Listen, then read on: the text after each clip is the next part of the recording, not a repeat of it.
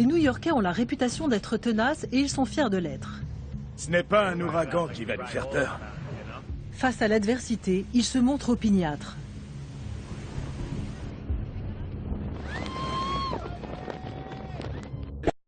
Oui. Qu'est-ce qu'on peut y faire? Mais le 29 octobre 2012...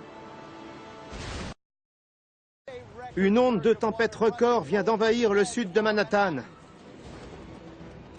Ils ont trouvé un adversaire à leur mesure. C'est fou! Ça emporte tout!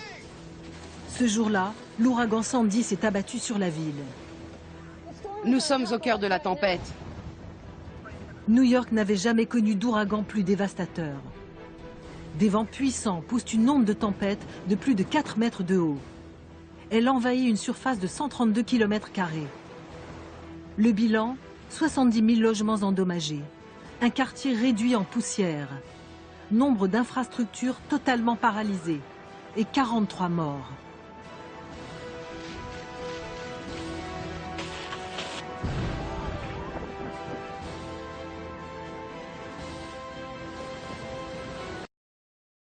Sandy a mis New York et une bonne partie du New Jersey hors fonctionnement.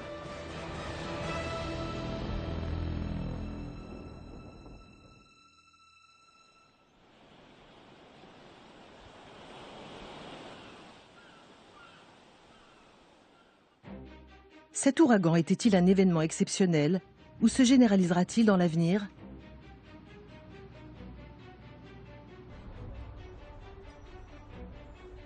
Une nouvelle ère s'ouvre pour la Terre. Les gaz à effet de serre générés par les activités humaines se concentrent dans notre atmosphère. Ils forment un couvercle qui retient la chaleur du Soleil. Le climat de notre planète change. Les incertitudes sont légion. Mais les spécialistes sont unanimes. La Terre et les océans se réchauffent. Les eaux chaudes gagnent sur les eaux froides. Et les glaciers fondent. Résultat, le niveau des océans s'élève. Les villes côtières sont particulièrement vulnérables aux tempêtes. Le changement climatique fait monter les eaux, ce qui augmente les risques d'inondation.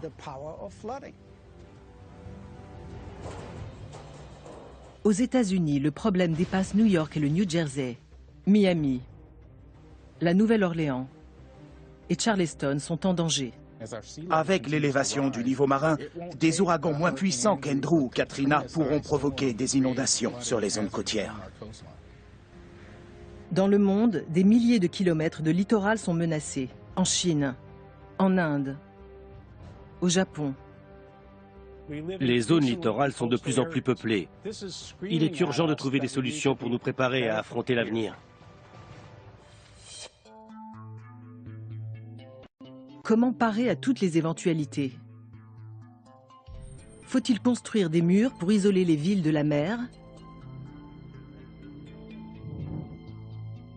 Les zones trop difficiles à protéger doivent être abandonnées. Nous devons commencer à quitter les zones les plus exposées. Les New-Yorkais ne peuvent pas et ne veulent pas abandonner leur front de mer. C'est l'un de nos plus grands atouts. Peut-être y a-t-il une autre voie plus naturelle pour se garantir contre l'océan.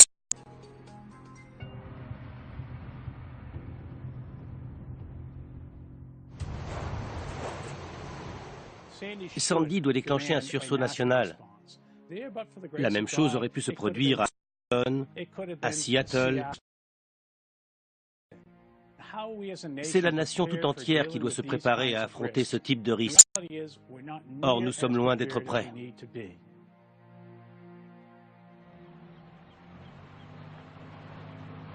Dan Mundy est pied à la retraite. Il habite l'un des quartiers inondables de New York, Broad Channel. C'est un îlot situé au milieu de Jamaica Bay, à l'extrémité sud de Queens, L'altitude au-dessus du niveau de la mer est de 1,20 m. C'est un endroit exceptionnel et très différent du reste de la ville. Quand les gens découvrent ces lieux, ils nous disent « c'est magnifique, quel panorama !» Dan Mundy a construit un mur pour protéger sa maison. Voilà mon rempart. Il y a 250 tonnes de pierre. Il n'a pu retenir l'onde de tempête. C'est un mur assez haut. Mais Sandy est passé par-dessus. C'était surréaliste, cette tempête. Rien n'était assez haut ou assez solide pour lui résister. Et rien ne nous dit que ça ne se reproduira pas.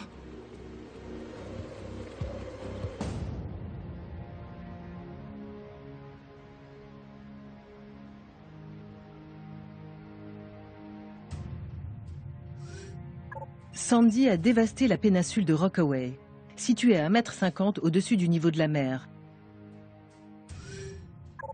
Le quartier de Red Hook, à Brooklyn, 2,40 m au-dessus du niveau de la mer. Staten Island, 1,20 m. Le sud de Manhattan, environ 2,40 m à Battery Park. Au New Jersey, Sandy a provoqué des inondations de Hoboken à Atlantic.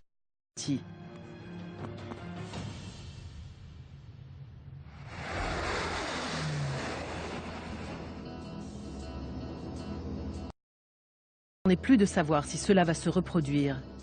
Mais quand et à quelle fréquence? Nous savons que c'est une tendance durable. Le niveau des eaux ne va pas redescendre. C'est une certitude absolue. En revanche, on ignore à quelle vitesse les eaux vont monter. Au cours du siècle dernier, dans la région de New York, le niveau de la mer s'est élevé de 30 cm. Un phénomène principalement dû à l'affaissement des sols. Quelles sont les prévisions pour les 100 prochaines années? Cela dépendra du Groenland. D'énormes blocs se détachent des glaciers et se dirigent vers la mer.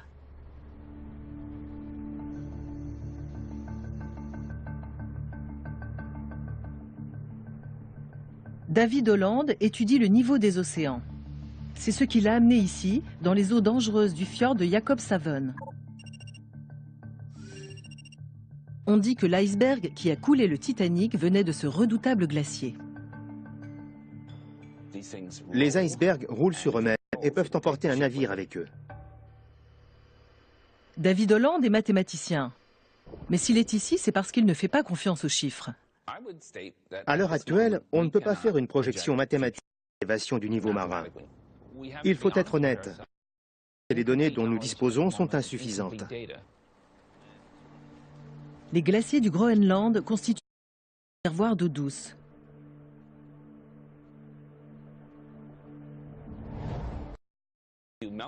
Si on faisait fondre tout le Groenland, le niveau global des mers est de 6 mètres. Une telle hausse submergerait plus du tiers de New York. Mais cette catastrophe n'est pas du jour. La fonte des glaces n'est pas un phénomène récent. Les glaciers du Groenland reculent lentement depuis la fin de la dernière période glaciaire. Mais il semble qu'avec le réchauffement climatique, le mouvement de la glace vers la mer s'accélère. Pour David Holland, ce phénomène s'explique par le réchauffement de l'eau. Lorsqu'un glacier glisse sur le socle rocheux, sa base entre en contact avec l'eau salée. En 1997, El Niño a perturbé les courants océaniques. Dans la zone du fjord, la température de l'eau a augmenté de près de 2 degrés. Le glacier s'est alors mis à fondre plus rapidement. Au XXe siècle, il avait perdu près de 13 km. Au XXIe siècle, il a reculé de 14 km. David Holland cherche l'explication de ce phénomène. Nous essayons de déterminer la façon dont les courants chauds se comportent à proximité des calottes polaires. Comment se fait-il que les eaux soient tantôt chaudes et tantôt froides? La réponse à cette question contient la clé de l'évolution du niveau marin. Je vais lancer la sonde. D'accord. Ces sondes descendent à près de 100 mètres de profondeur. Elles permettent de mesurer la température de l'eau, sa concentration en oxygène. Car l'eau n'est pas identique partout. Près de la surface, la mer est moins salée. Elle a reçu les eaux douces de la fonte des glaciers. En général, l'eau froide plonge vers le fond, mais pas ici. L'eau douce est moins dense. Elle remonte donc à la surface de l'océan. La couche d'eau salée, plus dense et plus chaude, glisse sous l'eau froide. Ce courant marin chaud vient des tropiques. Il emprunte le Gulf Stream jusqu'au Groenland. Ces eaux grignotent la base du glacier qui se fragmente. Les icebergs ainsi créés augmentent la quantité d'eau dans les mers. Cette dynamique entre la glace et l'océan reste mystérieuse.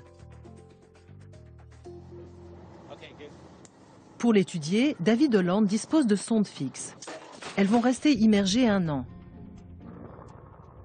Certaines sont transportées par hélicoptère.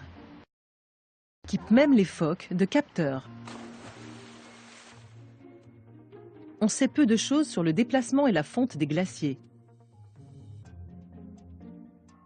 Pas seulement au Groenland, mais aussi en Antarctique. Si on faisait fondre l'Antarctique, on ferait monter le niveau des eaux de 60 mètres. Une telle hausse submergerait toutes les villes de la côte est des États-Unis et la péninsule de Floride. Mais ça n'est pas près d'arriver. Dans leur grande majorité, les glaces de l'Antarctique sont stables. Mais dans l'ouest du continent, certains glaciers reposent sur les fonds marins, ce qui les rend plus vulnérables à la fonte. En 2002, la plateforme Larsen B, une barrière de glace de 3900 km², s'est effondrée.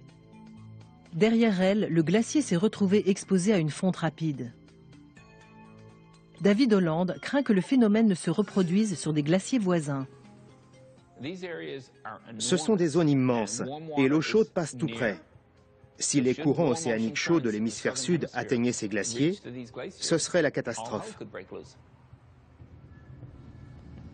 Il reste encore beaucoup d'inconnus. Mais selon les dernières estimations, le niveau des mers devrait s'élever de 60 cm à 1,50 m d'ici 2100. Pour David Holland, il faut se préparer à bien pire pour protéger les villes côtières.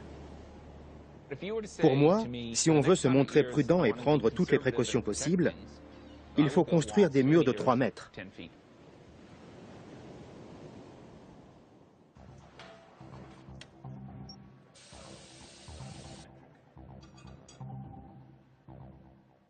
David Holland a pu constater par lui-même les menaces qui pèsent sur le littoral, car il habite ici, au cœur de Manhattan.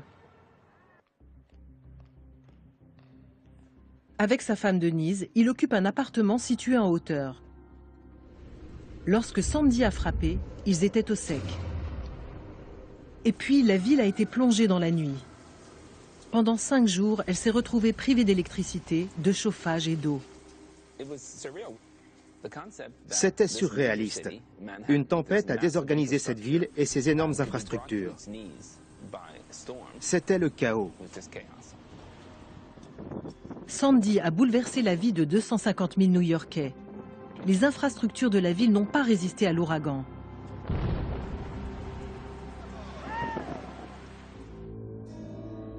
La centrale électrique de la Consolidated Edison est située au bout de la 14e rue, au bord de l'East River, à 1,80 m au-dessus du niveau de la mer. Eau et électricité ne font pas bon ménage. L'électricité qui alimente le sud de Manhattan circule via ces transformateurs. Pendant plus de 50 ans, les murs de 3,35 m ont suffi à les protéger des inondations, à soulever l'East River de 4,30 m au-dessus du niveau de la mer. On était parés pour la crue centenale jusqu'ici, et les eaux ont submergé ce cabestan. L'eau salée s'est infiltrée dans les installations. Le disjoncteur était près du niveau de la mer. Quand l'eau a monté, il a sauté et entraîné l'arrêt du transformateur. C'est ce qui a généré un gros éclair de lumière. Ensuite, la panne s'est propagée partout via les autres relais. Et au final, on a coupé la centrale. La Consolidated Edison veut être prête à affronter le prochain ouragan. Le fournisseur d'électricité s'équipe de 180 portes en aluminium pour renforcer la protection de sa centrale électrique. En cas de nouvel ouragan accompagné d'une même onde de tempête, nos clients ne seront pas privés d'électricité.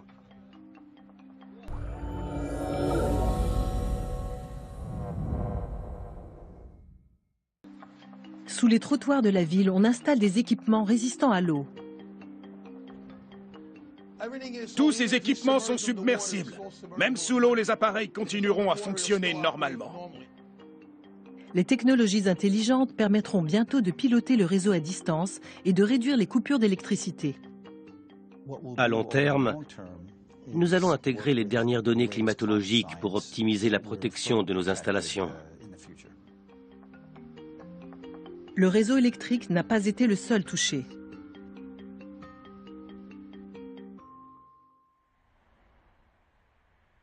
Dans l'ouest de Manhattan, l'opérateur téléphonique Verizon a vécu des heures sombres. En 100 ans d'existence, aucune catastrophe n'avait causé plus de dégâts sur notre réseau filaire que l'ouragan Sandy. Le siège mondial de Verizon se trouve au 140 West Street. Le bâtiment est situé à 230 mètres de l'Hudson, à environ 1,70 m au-dessus du niveau de la mer. En temps normal, l'entrée art déco de l'immeuble est rutilante. Le 29 octobre 2012, elle s'est transformée en piscine. L'eau s'est engouffrée par les portes avant et arrière de l'immeuble. Elle s'est ensuite infiltrée dans les cages d'ascenseur, a dévalé les escaliers pour envahir nos 5 niveaux en sous-sol. Le cœur de Verizon se trouve au sous-sol. Les câbles téléphoniques, ces fils de cuivre acheminent les signaux vers les postes fixes des clients. Au niveau inférieur, une pompe au diesel alimente les générateurs de secours du 10e étage.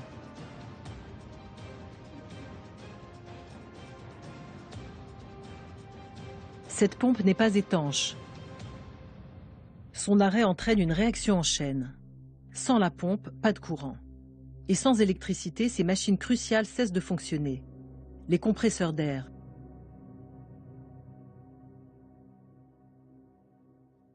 Pour éviter les infiltrations, les câbles sont pressurisés, car l'eau et surtout l'eau salée détruit le cuivre. Le réseau a été détruit par un seul ouragan au cours d'une nuit dévastatrice.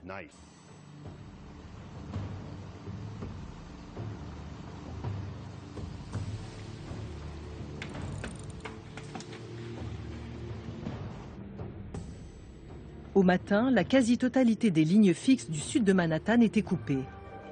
Le tout en plein cœur de la capitale financière des États-Unis. De ce chaos est sortie une petite lueur d'espoir, la fibre optique. Ces longs fils de verre ultra fins, capables de transmettre voix et données, sont plus performants que les câbles de cuivre. Et ils sont imperméabilisés.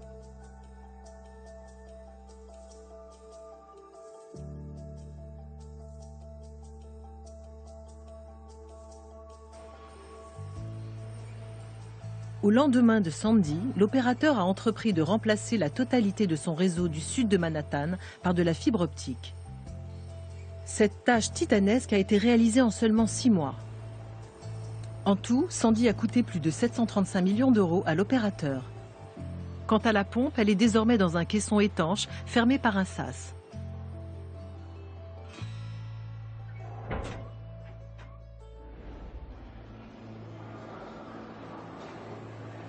Le plus grand défi à venir sera de protéger le métro de New York. Ce système de transport est le plus vaste du pays. Sandy a causé ici 3,7 milliards d'euros de dégâts. La station de South Ferry a été la plus durement touchée. Située à l'extrémité sud de Manhattan, elle avait été construite il y a 3 ans pour un coût de 405 millions d'euros. Après Sandy, elle n'était plus que ruine. La coupable, c'est sans doute cet assemblage de planches de 60 cm par 245. Après avoir dérivé dans les eaux tumultueuses, elle a enfoncé la barrière de fortune érigée devant la bouche de la station. Elle a dû faire comme un bélier. L'onde de tempête l'a projetée sur la barrière et c'était fini. On ne sait pas d'où ces planches sont venues. Je ne veux accuser personne, mais elles sont bien arrivées de quelque part. 230 millions de litres d'eau se sont engouffrés dans la station, jusqu'à la remplir presque complètement. On fait ce qu'on peut pour prévenir la catastrophe. Mais est-ce qu'on peut vraiment l'empêcher? À l'approche de Sandy, tous les employés étaient sur le pont. Ils ont tenté de détourner l'eau avec des barrages gonflables, des sacs de sable et du contreplaqué. En vain. Des stations, des dépôts et 9 tunnels ont été inondés.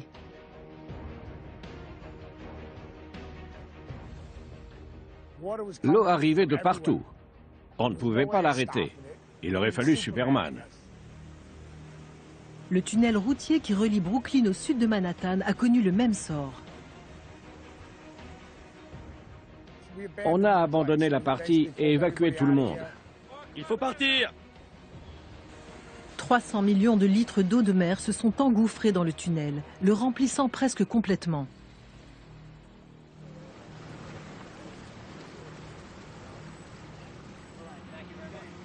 Les équipes de maintenance ont rapidement remplacé plaques de plafond, éclairage, caméras et équipements de communication. Le tunnel a ainsi pu être rouvert à la circulation 2 semaines après l'ouragan.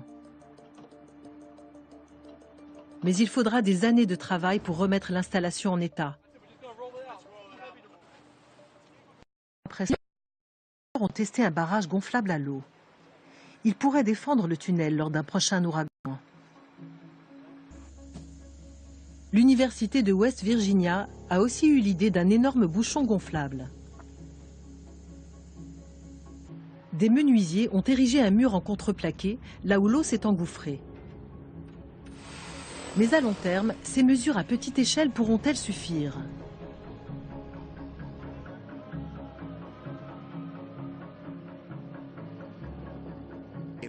Si j'avais rendu cette station étanche et que les 250 millions de litres qu'on a dû pomper hors du réseau n'étaient pas entrés, où l'eau serait-elle allée?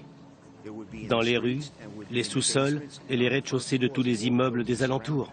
Il ne suffit pas d'empêcher l'eau d'entrer. Il faut une concertation au niveau de toute la région pour décider de la meilleure façon de gérer un tel phénomène.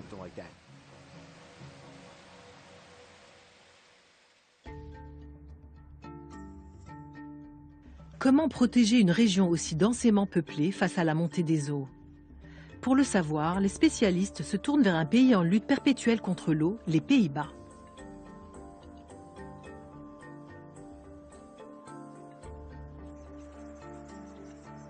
Ce territoire est situé en majeure partie sous le niveau de la mer.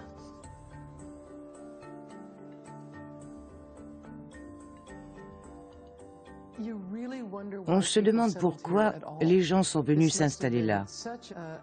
C'était un lieu extrêmement hostile. C'est un delta très marécageux. D'où l'utilité de ces engins. Les moulins à vent sont en réalité des pompes à eau. Quand les ailes tournent, elles transmettent leur mouvement à la roue, puis au reste du mécanisme qui entraîne la vis. Cette vis d'Archimède géante pompe l'eau hors de la plaine inondable. Ils ont été construits vers 1450 et nous ont permis de coloniser des zones qui étaient auparavant inhabitables.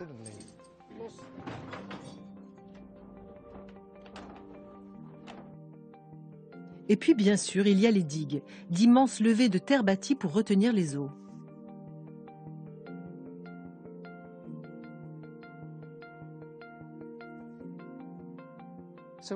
Les Néerlandais défendent leur pays contre la mer depuis plusieurs siècles.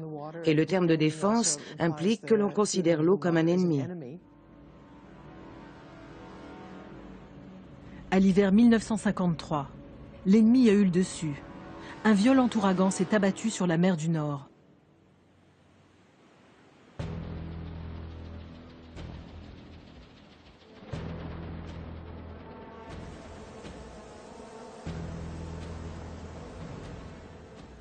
En l'espace d'une nuit, plus de 1800 personnes ont perdu la vie. Des dizaines de milliers de gens se sont retrouvés sans abri et 1 million d'animaux ont été noyés. Dans ma famille, on sait ce que c'est que de voir sa maison détruite par l'eau. Après cette inondation, nous avons décidé que ça n'arriverait plus jamais. D'où la mise en place du plan Delta. Jos Geluk est l'un des ingénieurs du plan Delta. Un gigantesque système de défense contre les inondations maritimes lancé après la catastrophe de 1953. Les ont renforcé les protections traditionnelles, barrages, digues, écluses et levées. Ils ont ensuite construit l'arme ultime contre l'eau, d'immenses barrières barrant l'embouchure des cours d'eau et les estuaires. Le port de Rotterdam est ainsi défendu par 2 énormes portes. Dès que la mer du Nord se fait menaçante, elle se ferme. À 80 km au sud-ouest de Rotterdam, ils ont érigé un barrage anti-tempête de 9 km de long. Pour abaisser ces 62 glissières, il suffit d'appuyer sur un bouton.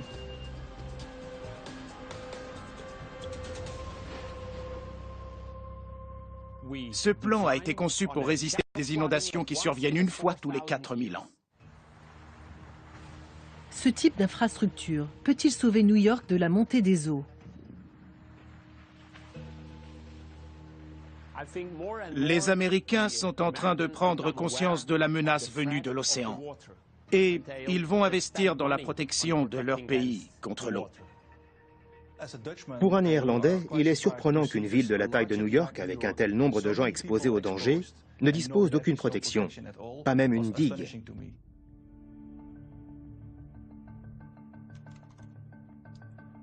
Jeroen Hertz est professeur à l'Institut d'études environnementales d'Amsterdam et spécialiste de la gestion des risques. Comme nombre de ses confrères, c'est un partisan convaincu des infrastructures géantes. Selon lui, New York doit construire des murs pour se protéger de futurs ouragans. Si le niveau des eaux monte rapidement, les barrières seront nécessaires. Mais la région compte une grande quantité de bras de mer. Pour protéger les États de New York et du New Jersey, il faudra bâtir un système de barrières placées en des points stratégiques.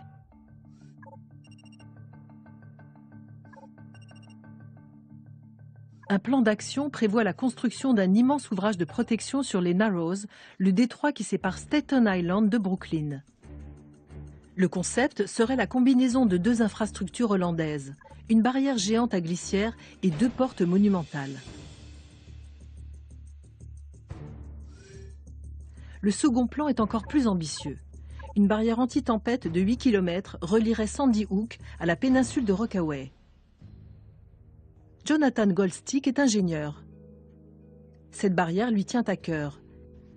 Mais il admet qu'un tel projet se chiffre en dizaines de milliards d'euros. L'analyse coût-avantage n'est pas clairement positive. Mais c'est un bon retour sur investissement. Et la structure retient vraiment l'eau. Mais si le niveau des eaux continue de monter, ces infrastructures ne suffiront pas.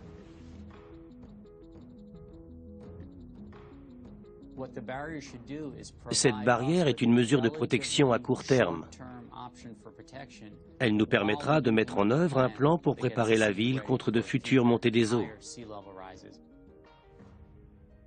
Si j'étais roi de New York, je la construirais. Cette barrière risque de donner aux New-Yorkais l'impression d'être protégés. Elle incite à éluder les vraies questions et une réflexion en profondeur sur l'aménagement du territoire. On pourrait se dire, c'est génial, il n'y a que des avantages. Mais en réalité, on ne fait que repousser le problème. Même à court terme, ces barrières ne présentent pas que des avantages. Les Hollandais en ont fait les frais. Le plan a eu des conséquences inattendues. La volonté de retenir l'eau a eu des effets néfastes sur l'environnement. Les barrages permanents ont entraîné la formation d'eau stagnante envahie par les algues toxiques.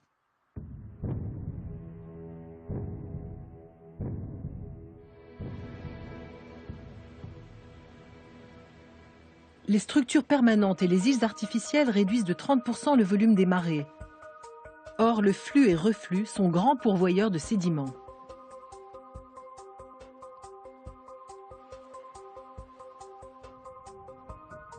Les bancs de sable, les zones humides et les parcs à huîtres disparaissent, et avec eux la protection naturelle qu'ils fournissaient. C'est pour cette raison que les Néerlandais s'orientent aujourd'hui vers une nouvelle approche et tâchent d'être moins interventionnistes.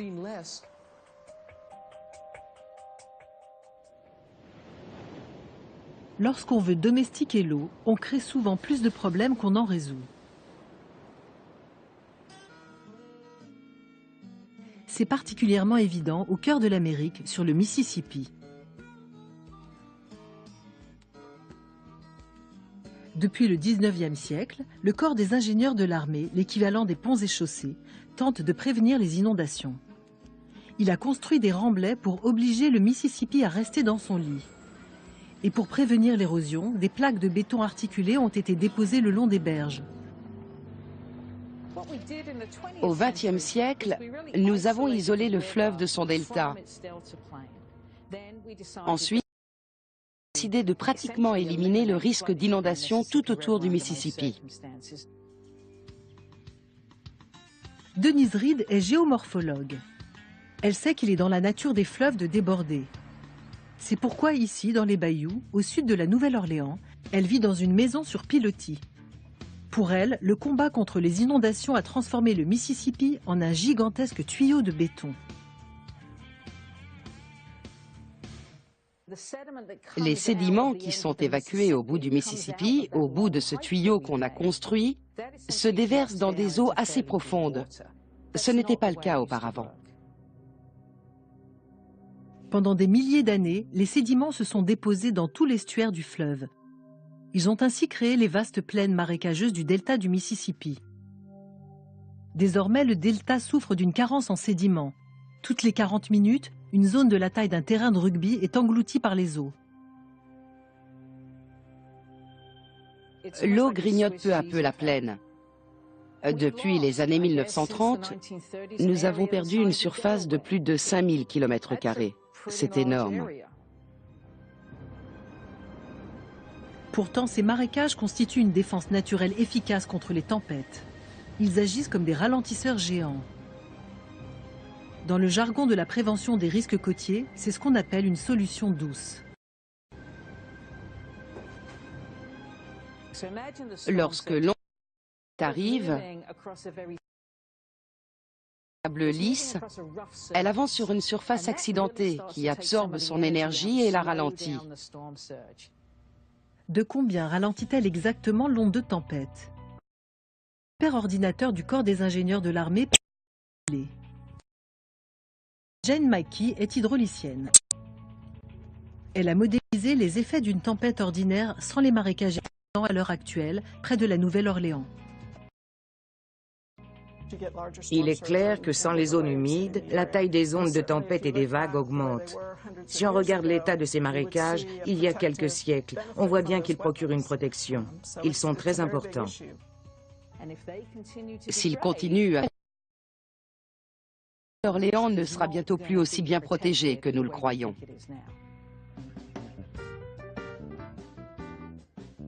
La Nouvelle-Orléans est située au cœur du delta du Mississippi. La ville, ravagée par l'ouragan Katrina en 2005, commence à retrouver un peu de sa joie de vivre. Désormais, elle est protégée par 214 km de barrières, de digues, de murs anti-inondation, de portes et de stations de pompage. Ce projet, construit par le corps des ingénieurs de l'armée, a coûté 10,7 milliards d'euros. c'est un modèle en matière d'ouvrages lourds de protection. Nous avons repoussé le périmètre, c'est-à-dire que nous sommes allés au-devant de l'onde de tempête au lieu de la laisser entrer dans la ville.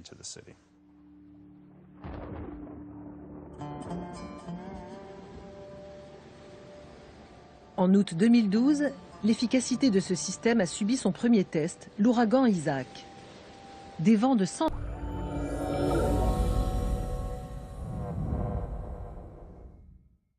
km/h et une onde de tempête inférieure de seulement 60 cm à celle de Katrina se sont abattus sur la ville. Cette fois, la Nouvelle-Orléans n'a pas été envahie par les eaux. Mais la ville est située en dessous du niveau de la mer. Pour Denise Reed, sans un changement de méthode, elle ne sera pas longtemps en sécurité. Une ville qui n'est séparée de l'océan que par une digue n'est pas aussi bien protégée de la mer qu'une ville qui dispose à la fois d'une digue et d'une vaste zone de marécage. C'est évident.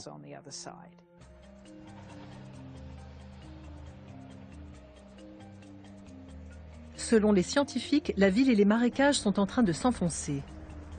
Alors l'État de Louisiane déverse des millions de tonnes de sable pour recharger les barres et les marécages. On cherche à reproduire la façon dont la nature disperse les sédiments du Mississippi.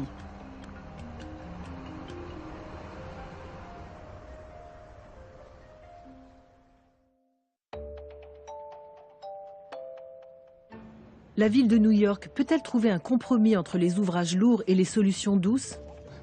On va tirer les cordes et les examiner. Kate Orff est paysagiste. Elle a une préférence pour les solutions douces. Voici une moule commune. On espère l'avoir colonisé la corde. Selon Kate Orff, ces mollusques pourraient sauver le port de New York.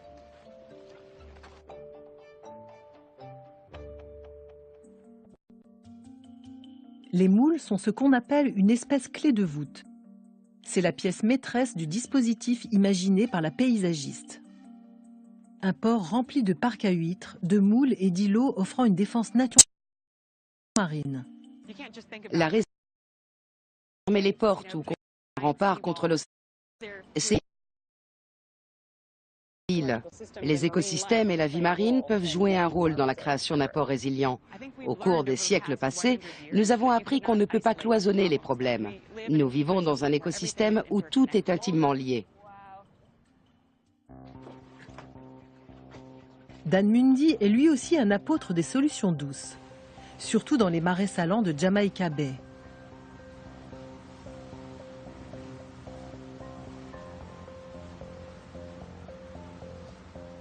Quand on était gamin, on passait notre temps à naviguer dans ces marais. On connaissait la topographie des îles et la largeur de chaque chenal comme notre poche. On savait où se trouvait chaque virage. Dans les années 1990, il a remarqué un changement. Les chenaux sont devenus plus larges. Les ouvertures sur la mer se sont agrandies jusqu'à devenir de grandes trouées. À l'aide de cartes et photographies aériennes anciennes, Dan Mundy et son fils ont pu mesurer l'ampleur des dégâts. Quand on a regardé les photographies des marais vues du ciel, on s'est aperçu que tout l'intérieur était grignoté. C'était comme un cancer qui les détruisait du dedans. Les Mundy ont alors contribué au lancement d'une enquête scientifique. Il s'est avéré que Jamaica Bay perdait chaque année 13 hectares de marais. Et les chercheurs ont fini par trouver le coupable. Les eaux polluées tuent la végétation. Les racines de ces plantes sont comme des artères qui s'étendent partout. Sans le tissu de végétation qui les relie, les îles de sable se dissolvent. Depuis des années, les Mundy se battent pour la préservation des marais. Aujourd'hui, la pollution est en baisse et la qualité de l'eau remonte. Ils ont contribué à lever des millions d'euros pour reconstruire plusieurs îles, dont celle-ci.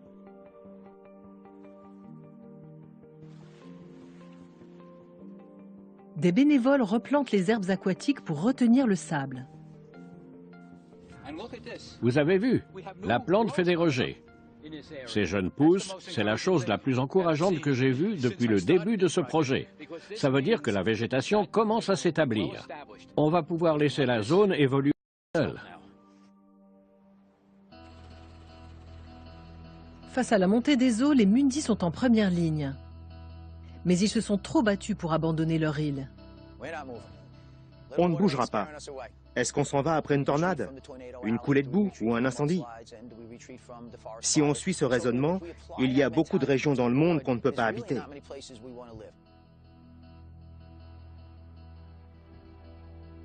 Nous allons retrouver une eau de qualité. Reconstruire les marais, cela va contribuer à la résilience de la ville et à protéger le littoral. Dans leur combat, les Mundis ont trouvé un allié inattendu. Le corps des ingénieurs de l'armée a tiré les leçons de ses erreurs dans le Mississippi. Désormais, il semble opter pour les solutions d'eau. C'est lui qui a construit les nouvelles îles. Il faut construire un estuaire sain, avec des marais salants et des îles qui absorbent les vagues. On peut combiner les infrastructures lourdes et vertes. Les lourdes, ce sont nos constructions traditionnelles en béton. Et les vertes, ce sont les solutions douces. On connaît bien les structures lourdes, on commence à connaître les solutions naturelles, mais on ne sait pas encore comment les combiner. Alors, le corps se concentre sur le sable. Il recharge les plages des Rockaway et de Jersey City, une forme de protection qui a fait ses preuves. Pour l'instant, on a surtout mis en œuvre des solutions douces. Réintroduire du sable sur les plages de sable. L'idée est de gagner du temps pour élaborer une solution durable qui sera plus complexe.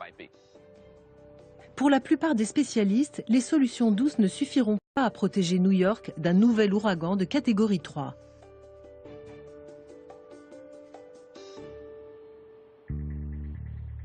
L'ancien maire de la ville, Michael Bloomberg, a lancé un plan de 15 milliards d'euros pour renforcer les défenses de sa municipalité.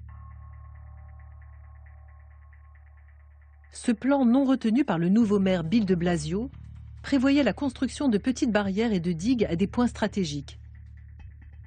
Pour Michael Bloomberg, les nouveaux quartiers comme celui-ci constituent la meilleure défense contre l'océan. Arverne-by-the-Sea est situé sur la péninsule de Rockaway. Ici, les résidences ont été surélevées à 3 mètres au-dessus de la plage. Elles sont en outre équipées d'un système de drainage pour les marées de tempête. À la différence des quartiers voisins, elles ont peu souffert du passage de Sandy.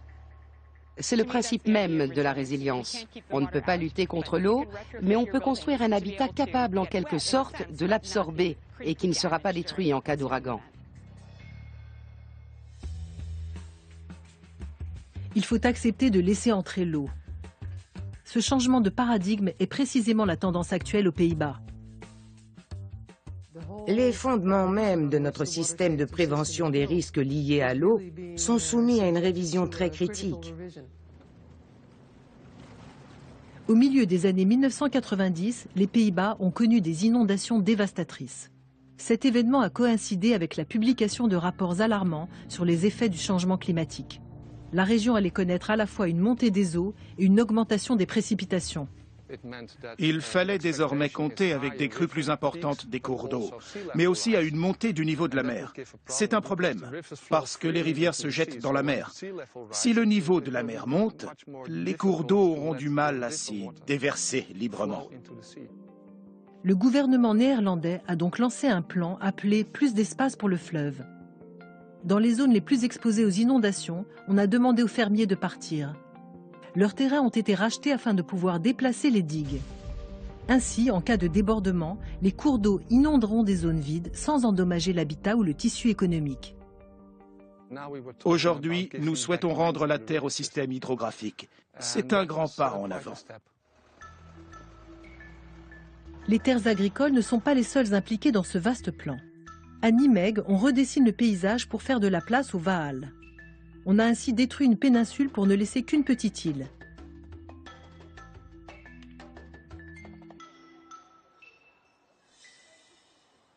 Après des siècles passés à changer l'eau en terre, les Néerlandais ont atteint les limites de leur génie bâtisseur.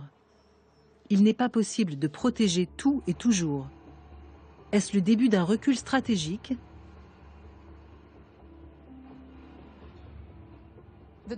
Les Néerlandais ne voient pas ce plan comme un recul, mais comme une forme d'adaptation. Nous allons vers une approche où l'eau n'est pas tout à fait considérée comme une amie, mais comme quelque chose entre un ennemi et un ami.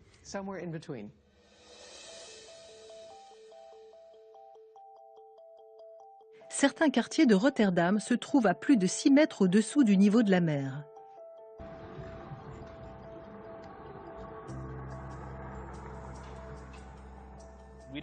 À Rotterdam, nous n'avons pas la place de construire de nouveaux canaux. Il a fallu inventer autre chose. Ici, nous avons choisi de stocker l'eau dans le sous-sol.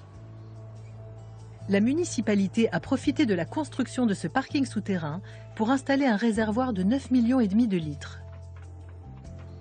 10 fois par an, de fortes pluies entraînent l'ouverture des valves. Le réservoir se remplit. On évite ainsi les inondations et on empêche les eaux non traitées de se déverser dans le port.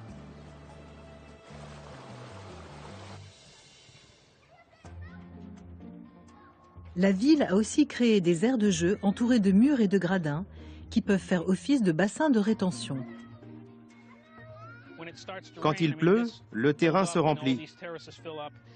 Les enfants adorent ça. Ils mettent leurs bottes et ils courent patauger. Il y aura bientôt près de ce lycée un système similaire mais en plus élaboré. Quand il pleut, les terrains de sport se remplissent. Ils conservent l'eau jusqu'à ce que les pompes et les égouts puissent les absorber.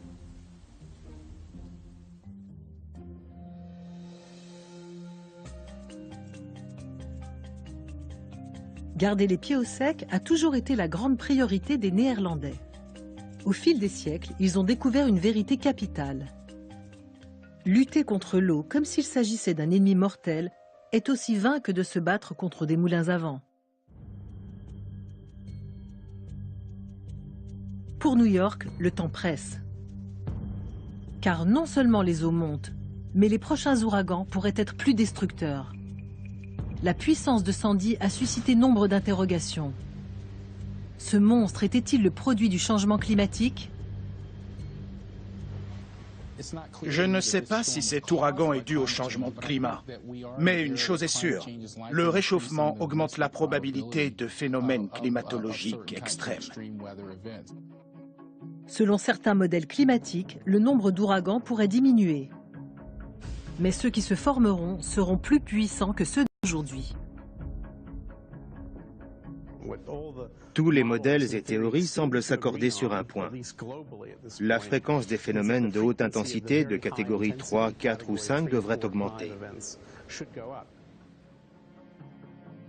Les ouragans sont d'immenses moteurs thermiques alimentés par l'évaporation des eaux chaudes à la surface des océans. Si le climat se réchauffe, il y a davantage d'évaporation, et donc des tempêtes plus puissantes. À l'heure actuelle, lors des plus puissants ouragans, les vents de surface atteignent environ 320 km/h. On peut imaginer que dans un siècle, les ouragans de cette catégorie généreront des rafales de 350 km/h, soit une augmentation de 10%.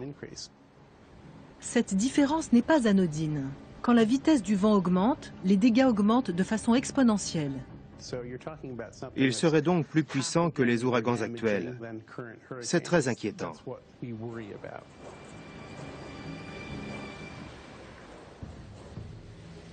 Des ouragans plus puissants, des eaux qui montent. Ne serait-il pas plus raisonnable de battre en retraite ?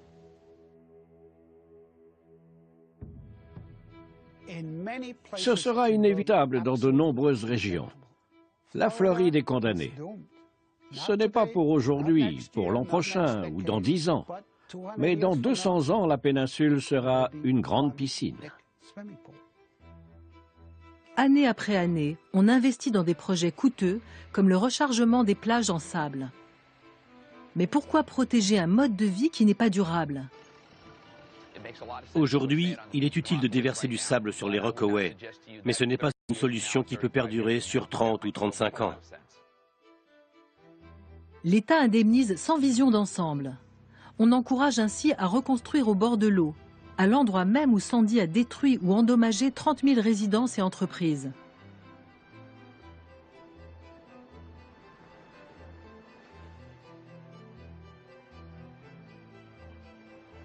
À Broad Channel, les polices d'assurance ont atteint des sommets.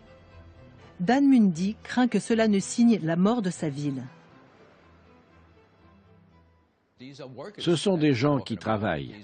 Ils prennent les transports chaque jour pour se rendre au bureau. Ils gagnent 60 ou 65 000 euros par an. Ils arrivent tout juste à payer leur crédit. Cette charge supplémentaire risque de devenir insurmontable. C'est l'une des innombrables difficultés nées dans le sillage de Sandy. Quand elle a le dos au mur, l'Amérique sait réagir. C'est un problème extrêmement vaste qui touche beaucoup de secteurs économiques. Cette catastrophe est notre chance de changer la donne. Ces phénomènes extrêmes nous permettent d'envisager les problèmes de manière globale. Il faut être vigilant. Parce que nous allons connaître pire que Sandy. J'en suis persuadée.